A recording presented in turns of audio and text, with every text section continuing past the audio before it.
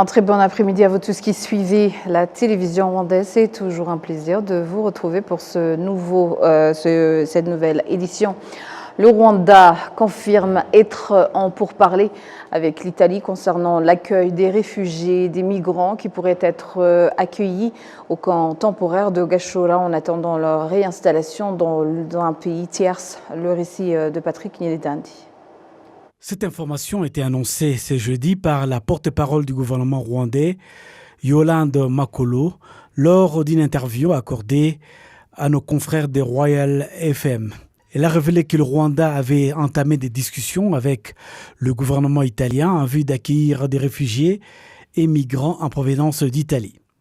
Madame Makolo a précisé que les discussions porteraient notamment sur le camp temporaire de Gashora, situé en district de Bugesera, qui accueille actuellement des réfugiés et migrants libyens en attente d'une terre d'accueil permanent. Elle a également souligné que cette démarche s'inscrit dans la politique rwandaise visant à apporter des solutions à l'un des problèmes les plus urgents du monde actuel, la question de l'asile. La porte-parole du gouvernement rwandais a indiqué qu'il n'y avait aucune difficulté à accorder l'asile à ceux qui en ont besoin. Depuis 2018, le Rwanda a mis en place un programme d'accueil des réfugiés et des migrants libyens.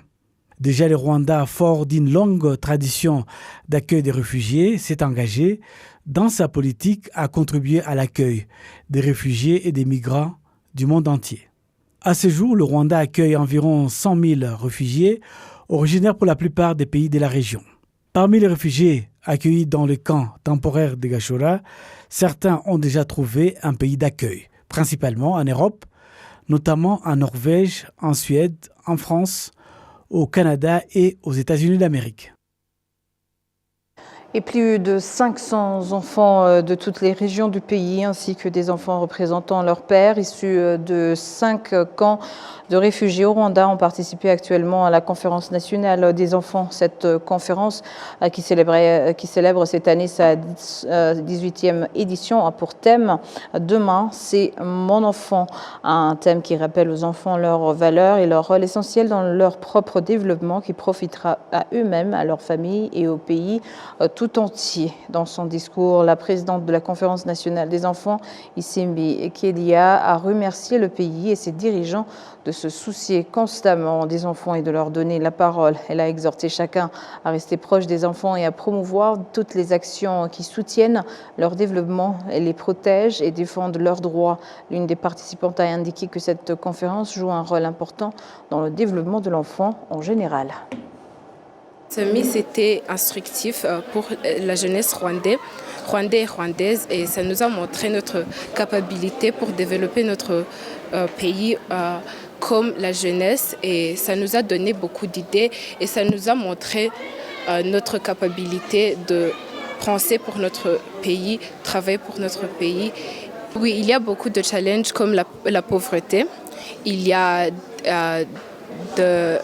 aussi de social media, et il y a aussi le mauvais influence, et il y a aussi les drogues qu'il peut prendre avec un excès, et il y a aussi les mauvais adultes qui ne peuvent pas prendre soin de leurs enfants et les négliger. Je crois que l'enfant doit être donné la voix de parler, il doit savoir leurs valeurs, il doit être enseigné leurs valeurs, ce qu'ils peuvent faire, et il doit aussi faire des campagnes pour laisser les enfants connaître leurs droits, ce qu'ils peuvent faire et ce qu'ils sont capables de faire. Et il doit aussi être aidé comme financièrement, psychologiquement, et dans toutes les épreuves qu'il fasse, il doit savoir qu'il y a des adultes, il y a une communauté qui les aime, qui peut les aider et qui peut les donner des idées ou les donner des renseignements de ce qu'ils peuvent faire et de leur donner la confiance de ce qu'ils peuvent faire. Depuis mardi dernier, donc, les membres des comités de l'Association nationale des enfants se réunissent pour mener diverses activités et réfléchir ensemble aux conditions qui permettent aux enfants de rester des enfants dignes de leur pays. Ils ont abordé des sujets tels que l'histoire du génocide perpétré contre les Tutsis en 1994 et le programme Ndomunyarwanda. Des sujets tels que les droits et responsabilités des enfants ont aussi été abordés. En un an seulement, le gouvernement rwandais a rapatrié plus de 200 Rwandais victimes de trafic d'êtres humains depuis l'étranger. Les autorités judiciaires et des services d'immigration ont affirmé que ce fléau représente un défi de plus en plus alarmant. Les détails avec Patrick Nilidanti. Eric, pseudonyme utilisé pour protéger son identité, est l'un des Rwandais victimes de trafic alors qu'il s'était rendu en Thaïlande. Lorsqu'il raconte son parcours, il est souvent submergé par l'émotion en raison de traumatismes qu'il a subis. Arrivé en Thaïlande, Eric s'est vu promettre un emploi légal. Au lieu de cela, il a été amené au Myanmar.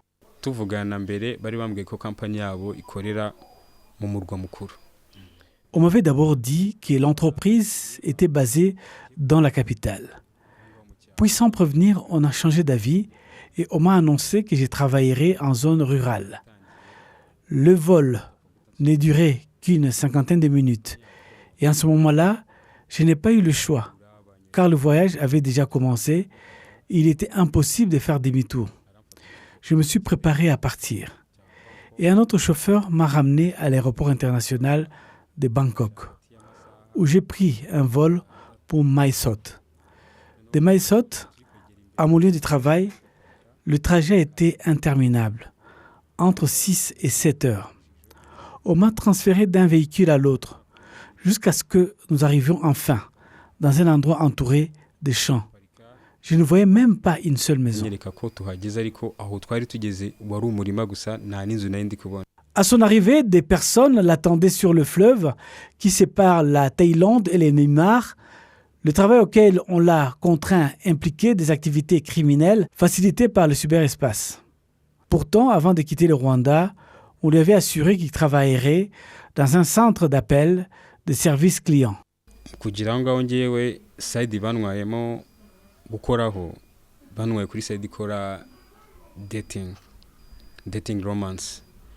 À mon arrivée, on m'a affecté à un service chargé des arnaques sentimentales. On m'a donné des scripts que je devais suivre à la lettre lors de mes conversations avec les gens, du lundi au vendredi. La moindre erreur, le moindre écart par rapport au script entraînait de graves conséquences, car la mafia chinoise, qui dirige les opérations, exigeait une exécution irréprochable. N'étant pas habitué à ce genre de travail, j'ai commis des erreurs. J'ai alors été battu et soumis à des sévères punitions, notamment contraint de me tenir debout sur des objets pointus, semblables à des clous. À mon départ, j'avais des pieds enflés. Après presque 4 mois, il a été muté au siège de l'entreprise. Là, il a tenté sa chance, pensant que c'était impossible en demandant au PDG l'autorisation de rentrer chez lui. Contre toute attente, sa demande a finalement été acceptée, marquant le début de ses démarches pour retourner au Rwanda. Au cours de ces processus, il s'est retrouvé dans un camp militaire au Myanmar. Alors que le véhicule franchissait l'entrée, j'ai tout de suite compris qu'il s'agissait d'une installation militaire. Une fois à l'intérieur, j'ai vu beaucoup de jeunes. Je croyais qu'ils étaient déjà rentrés chez eux, mais ils étaient tous encore là. En ce moment-là, j'ai compris que je ne retrouverais jamais chez moi d'ici tôt. Il lui a fallu encore 5 mois avant d'être finalement secouru. L'ambassade du Rwanda au Japon, en collaboration avec l'Organisation internationale pour les migrations OIM, a facilité son sauvetage et son retour. Le trafic d'êtres humains continue de croître à un rythme alarmant dans le monde entier. Au niveau international, il est reconnu comme un crime grave contre l'humanité et est passible des peines prévues par les législations nationales, notamment la prison à vie ou, dans certains pays, la peine de mort. Désiré Murangijimana, procureur national chargé du comité de lutte contre la traite des êtres humains, explique que ce crime est alimenté par plusieurs facteurs et cible principalement le jeune de moins de 30 ans. Il est largement dû à un manque de sensibilisation, à des connaissances limitées et à une incapacité à évaluer avec soin ce qu'une personne propose ou ses véritables intentions. Un autre facteur majeur est le désir de s'enrichir rapidement. Au cours des 3 dernières années, 54 personnes ont été condamnées pour des infractions liées à la traite d'êtres humains au Rwanda. Parmi elles, 12 ont été condamnées en 2025, 18 en 2024 et 24 en 2023. Murangiimana a souligné que le Rwanda a réalisé des progrès significatifs en renforçant sa coopération avec les organisations internationales pour lutter contre la traite des êtres humains. La Direction générale de l'immigration et de l'émigration du Rwanda indique que les trafiquants d'êtres humains peuvent provenir des milieux inattendus, y compris des individus se faisant passer pour des chefs religieux, ce qui souligne la nécessité d'efforts collectifs de tous les secteurs de la société pour prévenir et combattre ce crime. Les chiffres récemment publiés par le ministère de la Justice montrent qu'entre juillet 2025 et juillet 2026, le Rwanda a rapatrié 289 victimes de la traite des êtres humains. Parmi elles, 101 personnes provenaient du Cambodge, 58 du Laos, 31 des Myanmar et 99 d'Oman. Le Greenfield FDI Performance Index 2026, publié par le groupe britannique des Financial Times, a classé le Rwanda à la 3e place mondiale derrière les Émirats arabes unis et la Namibie parmi les pays ayant attiré de nombreux projets d'investissement dont la valeur dépasse largement la taille de leur économie. Jean-Benoît Michel. Parmi les facteurs ayant contribué à attirer de nouveaux investissements au Rwanda figure la décision du gouvernement de supprimer les taxes sur le poids lourd. Ling Changjing Raymond, représentant d'Asian Machinery Investment, affirme que de telles décisions sont prises par des gouvernements visionnaires. Une excellente nouvelle pour de nombreux investisseurs étrangers au Rwanda. Exactly, that's the beauty of Rwanda. They know what's best for them. En réalité, c'est là l'une des grandes forces du Rwanda. Les dirigeants savent ce qui est bénéfique pour les citoyens et comprennent également ce qui permet aux investisseurs de prospérer. C'est précisément pour cette raison que j'ai choisi d'investir au Rwanda. L'une des mesures qui nous a particulièrement satisfaits est la suppression des droits des douanes sur les poids lourds importés. Alors que les véhicules de tourisme continuent d'être soumis à des taxes pouvant atteindre 25%, voire davantage, les poids lourds bénéficient désormais d'un taux de droits des douanes de 0%. Nous en remercions sincèrement le gouvernement du Rwanda. Cette décision constitue un signal fort de l'engagement du pays en faveur du commerce et de l'investissement. Les poids lourds sont indispensables au secteur de la construction, du transport à de nombreuses autres activités économiques. En facilitant leur importation, le gouvernement contribue à stimuler davantage des activités commerciales et le développement économique. Je tiens à remercier chaleureusement le Rwanda de m'avoir donné l'occasion d'être témoin de son remarquable développement. Nous constatons clairement que le pays dispose d'un avenir prometteur et porteur de confiance. J'adresse enfin mes sincères remerciements au gouvernement du Rwanda ainsi qu'à l'ensemble des Rwandais qui continuent de soutenir nos activités d'investissement et de commerce. And thank you, Rwanda. Thank you for our government and its people who support us with this business. Yeah, Rwanda is a fantastic place. I think as investing here, it's been more about... Le Rwanda est un pays exceptionnel pour investir. Ce qui nous a le plus impressionné, c'est la qualité de sa gouvernance, la solidité de ses institutions, ainsi que les soutiens et la collaboration que nous continuons de recevoir de l'ensemble des parties prenantes. Travailler avec le peuple rwandais a rendu cette aventure encore plus enrichissante. Comme vous le savez, nous exploitons à la fois la plateforme logistique de Kigali et la plateforme logistique de Rubavu. Au cours des 5 à 6 dernières années, cette expérience a été véritablement remarquable. Aujourd'hui, nos activités génèrent plus de 700 emplois, directs et indirects, dont environ 98% sont occupés par des Rwandais. Notre investissement dans la plateforme logistique de Kigali s'élève désormais entre 30 et 35 millions de dollars américains. En y ajoutant la plateforme logistique de Rubavu, ainsi que nos autres projets dans le domaine de la logistique et de la facilitation de commerce, le montant total de nos investissements à travers nos différents portefeuilles et sites Rwanda approche désormais les 50 millions de dollars américains. More or less, we are closer to $50 million that we have already been invested in different portfolios and sizes. Dans cet indice des performances Greenfield FDA 2026, le Rwanda obtient un score de 6,99, se classant ainsi troisième au niveau mondial. Le président de la Chambre du commerce rwandaise, Twagiramukiza François, affirme que le secteur privé rwandais s'efforce de faciliter les échanges avec ses partenaires étrangers. Hari ibigo binini ubu ngubu biriho bishora imari mu Rwanda ndetse tunagerageza natwe gukangurira kugira ngo. Il y a des entreprises qui choisissent la destination Rwanda pour investir.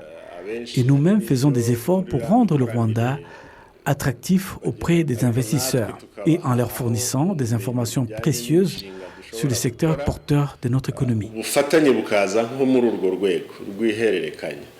En mai dernier, lors de sa participation au forum des PDG africains, le président Paul Kagame a indiqué que les dirigeants politiques devraient soutenir et faciliter le secteur privé car celui-ci capte une part importante des investissements dont le pays a besoin.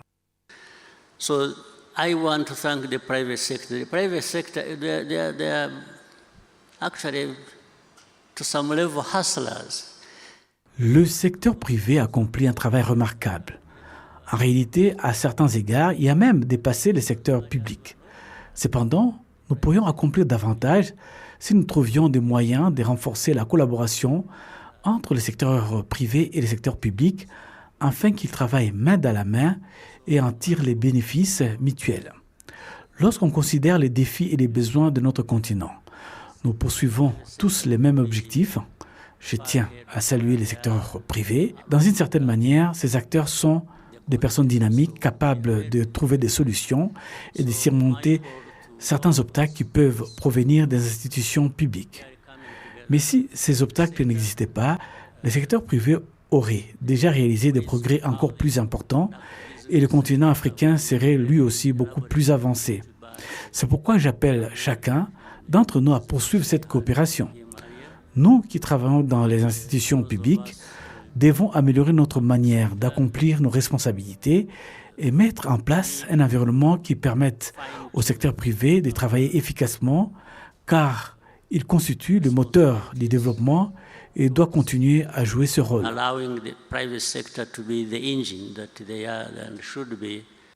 L'indice Greenfield FDA 2026, établi par le Financial Times Group, classe le Rwanda au 3e rang mondial après les Émirats arabes unis et la Namibie, parmi les pays ayant attiré près de 7 fois, 6,99, de nouveaux projets d'investissement par rapport à la taille de son économie.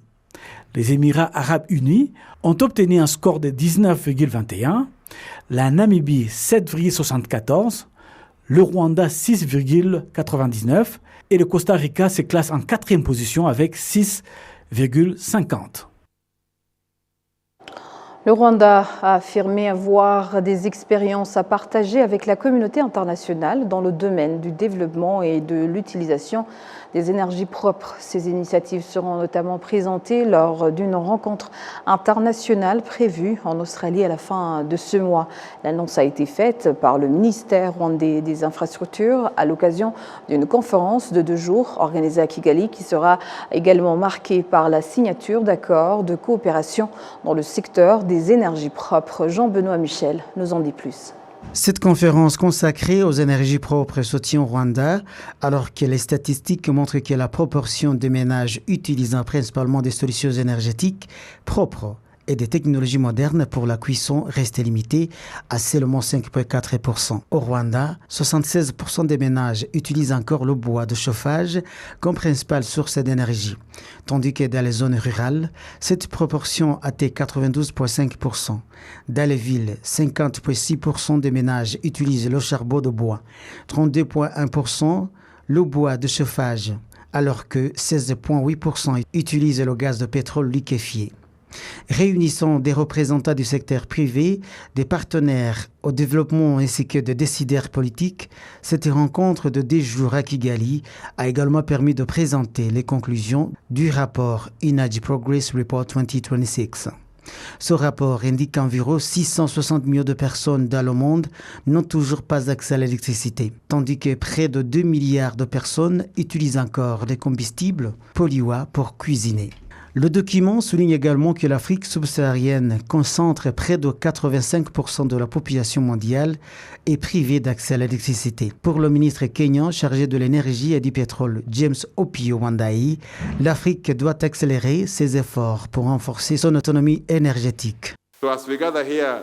Comme nous nous réunissons aujourd'hui à Kigali, je souhaite remercier le gouvernement du Rwanda, à travers le ministère des Infrastructures, pour avoir porté ce dialogue régional et démontré comment les stratégies d'infrastructure et les politiques ambitieuses peuvent accélérer les objectifs énergétiques de l'Afrique.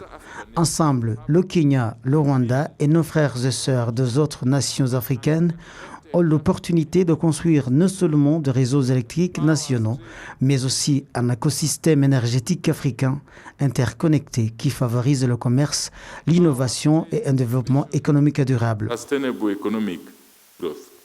Selon les données présentées lors de cette rencontre, l'intensité énergétique nécessaire à la production économique mesurée par rapport au produit intérieur brut reste stable autour de 3,22%. Le secrétaire d'État au ministère rwandais des Infrastructures, Aruma Zingiro, revient quant à lui sur l'importance de la coopération régionale, notamment dans le partage d'électricité entre les pays. On the eastern side, we are sharing a power plant between Rwanda, Burundi and à l'est, nous partageons l'énergie entre le Rwanda, le Burundi et la Tanzanie. À l'ouest, nous avons également des interconnexions avec la République démocratique du Congo, le Burundi et le Rwanda.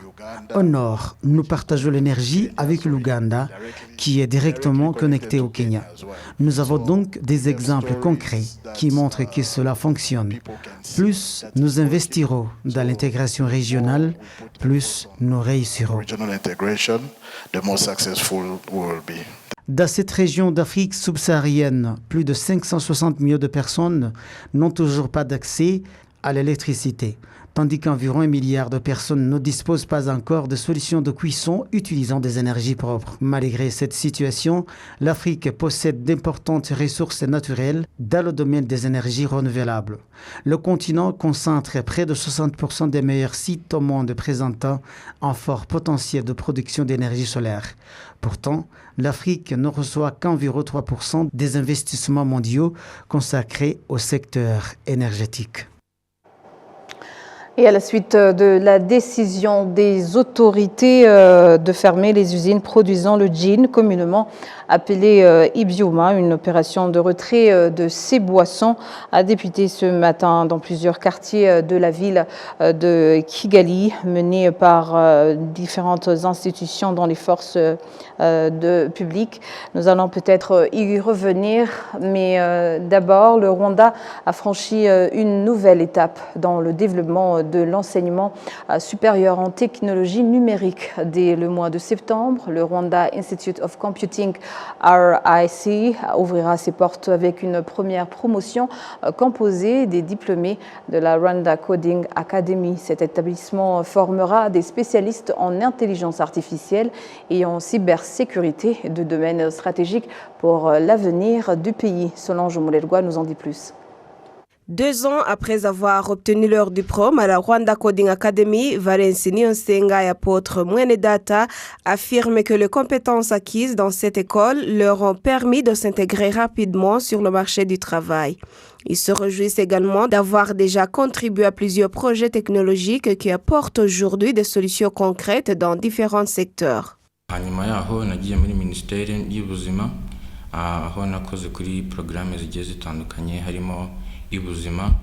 Après mes études, j'ai intégré le ministère de la Santé où j'ai participé au développement de plusieurs applications, notamment iUbuzima et le système du National Health Center.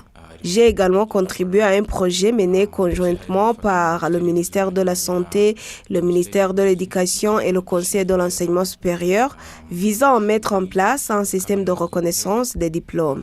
Aujourd'hui, je travaille comme ingénieur logiciel et spécialiste en sciences des données.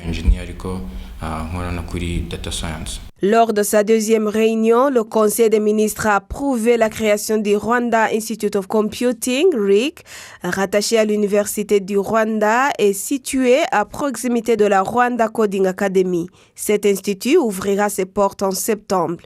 Il proposera notamment 2 licences, une en intelligence artificielle, Bachelor of Science in Artificial Intelligence, et une autre en cybersécurité, Bachelor of Science in Cybersecurity. Le directeur de la Rwanda Coding Academy, Dr Papia Siniyigena, indique que les premiers étudiants admis au RIC sont les diplômés de son établissement. Pour ce démarrage, nous voulons ouvrir dès le mois de septembre. Compte tenu du calendrier et du profil des étudiants déjà formés ici, nous commencerons avec les diplômés de la Rwanda Coding Academy. Par la suite, l'établissement sera également ouvert aux étudiants venant d'autres écoles.